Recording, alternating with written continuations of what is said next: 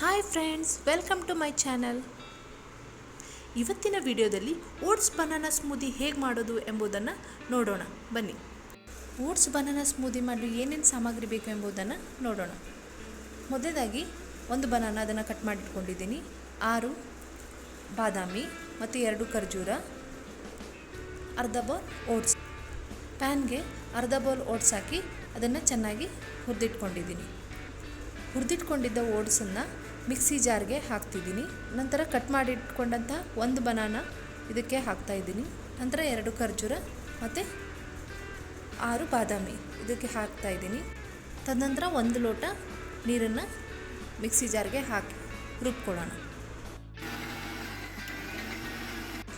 ನೋಡಿ ಎಷ್ಟು ಚೆನ್ನಾಗಿ ಕ್ರೀಮಿಯಾಗಿ ಬಂದಿದೆ. ಅದ್ರ ಮೇಲೆ ಫ್ಲ್ಯಾಕ್ಸ್ ಸೀಡ್ಸ್ 1 ಸ್ಪೂನ್ ಹಾಕಿ ಮತ್ತು 1-2 ಬಾದಾಮಿ ಕಟ್ ಮಾಡಿ ಚೂರನ್ನು ಅದ್ರ ಮೇಲೆ ಹಾಕಿದ್ರೆ healthy and tasty oats banana ready.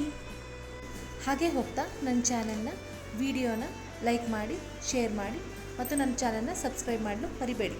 Bye.